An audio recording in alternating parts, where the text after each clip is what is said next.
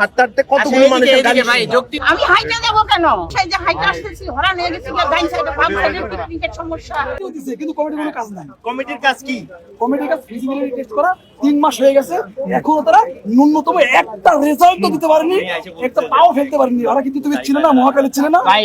মহাকালী কত দূর? আয়তনটা কত ভাই? আচ্ছা আমাদের আয়তন, জগন্নাথের আয়তন কত দূর? বাংলাদেশের থেকে বড় আছে বাংলাদেশের শেখ মুজিবুর তুমি দেখো পুরাতন আছে। আচ্ছা আমি বলি, আপনি পড়েন কোথায়? আমি পড়া শেষ পড়েন ভাই। কোথায়? আচ্ছা শেষ কই করছেন? আপনার বাপের টাকা আসেনি, আমাদের বাপের টাকা নাই। নিজের টাকা দিয়া, নিজের নিজের টাকা টাকা দিয়া, এখন আমি আপনাকে বলি, নিজে চাকরি কইরা এখন পাস করছে। এখানে যারা স্টুডেন্ট তারা আছে না, কাজে কর্মে ব্যস্ত হয়ে পড়ে, কারণ ওরা কেউ এখনো হলে উঠতে পারেনি। তো তাদের পর্যাপ্ত পরিমাণ টাকা না থাকার কারণে তারা চাকরি করতে যায়। ওই চাকরি করার বদলতে ওরা ক্লাস করতে পারে না।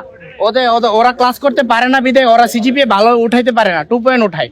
কাজ করতে টাকা এই মহাখালী এরিয়াতে 14-15 হাজার টাকা খরচা হয়। কত বলে? আপনার সিজিপিএ কত ওইটা আমার জানা মাথা ব্যথা না। শেষ কথা আর কথা বলবো না ওদের সাথে। আচ্ছা। শেষ কথা হচ্ছে বাংলাদেশ সেই হিসাবে চাকরি পাচ্ছে না, বিশ্ববিদ্যালয় হলে হল হবে। বলি আগেও বাংলাদেশে জনদুর্ভোগ ছাড়া কোনো দাবি আদায় হয়নি, এখনো হচ্ছে না। আমরা এটার পরিবর্তন চাচ্ছি। আমরা এটার আরো বেশি পরিবর্তন চাচ্ছি। জনদুর্ভোগ করি।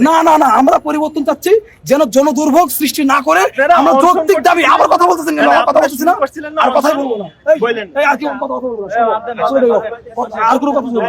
আচ্ছা ভাই, যদি দাবি মানে অনশন করে থাকে তাহলে অনশন কি ওইখানে গেলে আপনারা দেখতেছেন না? না অনশন যদি করে তাহলে অনশন কি ভিতরে গেটের ভিতরে করলে মানুষ দেখবে না?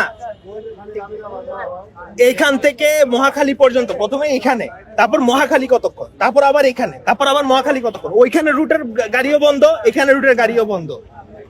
তো এইভাবে বন্ধ কইরে তারপরে দাবি কেন দেখাইতে হবে? তাদের দাবি যদি তারা মানে যে যৌক্তিক, তাহলে কি তাদের এটুকু ভরসা নাই নিজেদের দাবির প্রতি যে অনশন যদি ভিতরে করে তাহলে সেটা মানুষের নজরে আসবে না? তারা যদি অনশনটা ভিতরে করতো তাদের দাবিটা মানার জন্য, তাহলে মানুষে কম গালি দিত নি।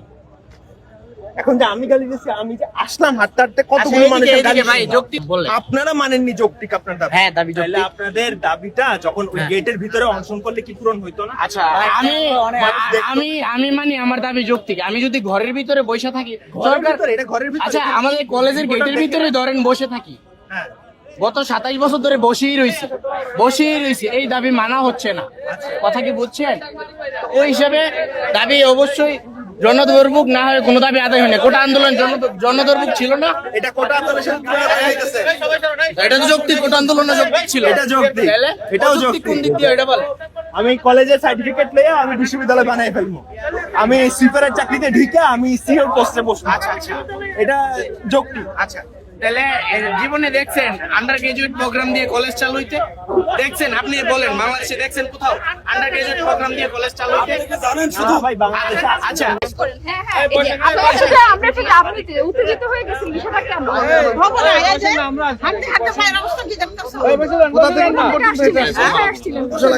আমি বলছি আমি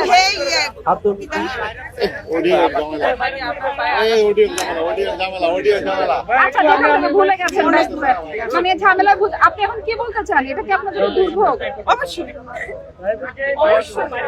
আপনার সমস্যাটা কি হয়েছে? সমস্যা এই যে হাইটে আসতেছি হরা নিয়ে গেছি ডাইন সাইডে বাম সাইডে পিকনিকের সমস্যা।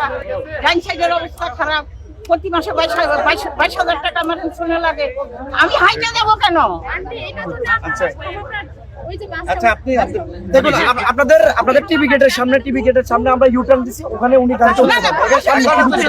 টিভির সাথে ইউটার্ন দিছেন, কিন্তু উনি আসতেছে তো অন্য জায়গা থেকে, তাই না? ওনার জায়গায় ইউটার্ন করতেছে। উনি এখান থেকে 1 মিনিট হাঁটলে টিভি গেট, এখান থেকে রাস্তা আছে, গাড়ি আছে, আর আমরা আপনাদেরকে বারুমগেটের পরে সাইডে চলেন না বলি আমাদের সীমিত টাকা, আমরা করতে গেছি সিএনজি ওভার রিকশা দিয়ে যাইতে পারবো না, পারবো? আমাদের কমই তো পয়সা না, আমার দুইটা সন্তান জব করে, দুইটা সন্তান দিয়ে আমি চলছি। তোমরা কালকে থেকে গুলি করতে পারবে না ইনশাআল্লাহ। আজকে আমি রেবের কাছে যাব, আর্মির কাছে যাব, সেনাবাহিনীর কাছে যাব। ইনশাআল্লাহ আপনাদের উচিত অন্তত আমরা যদি একটা ফয়সালা পাই। করবে তো সরকার, তাই বলে একটা করতে হলে আরো একটা করতে হবে নাকি? সরকারের ঘোষণা দেওয়া উচিত, নির্বাচিত সরকার না আসা পর্যন্ত কোনো দাবি দেওয়া চলবে না। এ সরকার কোনো দাবি দেওয়া এ সরকারের দায়িত্ব না। নির্বাচন সরকার আসলে দাবি দেওয়া করবে, এখন সবাই